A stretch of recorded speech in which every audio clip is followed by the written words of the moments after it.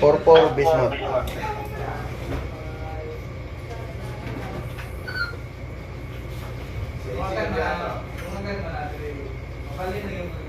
Mobile 44 Bismuth.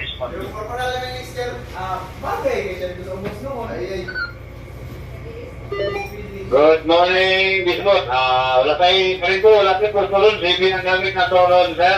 Copy, sir. Copy that. Mobile 7, proceed to crime lab sa PTO. Pagkuha ang result niyo para saldo.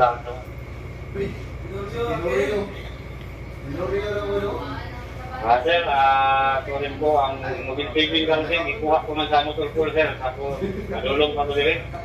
Ako sa namo.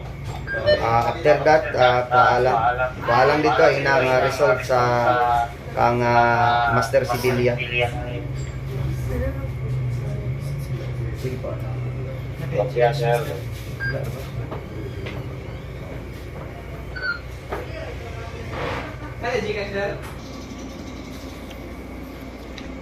Mga kaibigan, as per the knowledge is concerned, at the same time, the procedure and the protocols of being a radio operator is not easy. It is a crucial work, no? Which is the work of the police. So we are called as a dispatcher, but we need to understand for the responding time in every patrollers in the field. So it depends upon for the availability and the serviceable and operational of our logistic in the field, especially mobile and the motorcycle. So as of now in Tagum City, we have or has it 3 available serviceable mobile patrol in the field. So that within the 23 barangays in the city of Tagum, can you imagine with that? So try to understand, in every time if there is a call coming from outside, especially in our concerned citizen, that to understand the work of the police is not easy.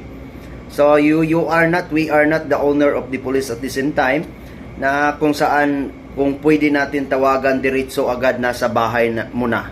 So the mobile and the availability of our mobility at the same time, we call it immobility because we need a fuel in our mobile. At the same time, wala ho tayong fuel.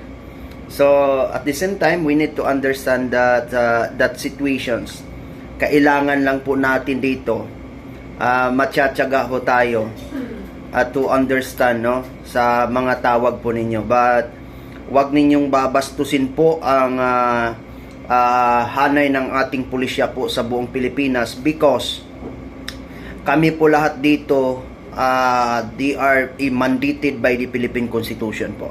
Hindi po kami magiging pulis dito kung hindi po kami sinasabi sa Constitution.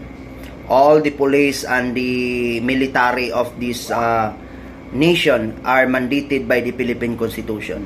So as a radio operator, it is my designation and it is my tasking to dispatch in every time there is an incident or accident that will be happen in that within my EOR in the 23 barangays of Tagum City.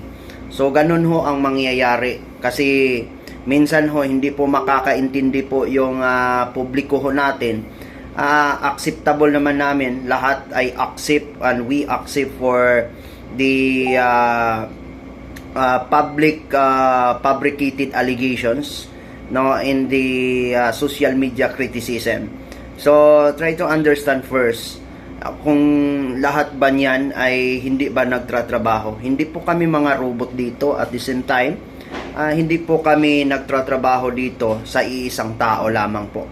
Kami po nagtratrabaho bilang isang alagad ng batas ng Pilipinas po ang dinadala namin, at ating boundaries and territories po, mga kaibigan.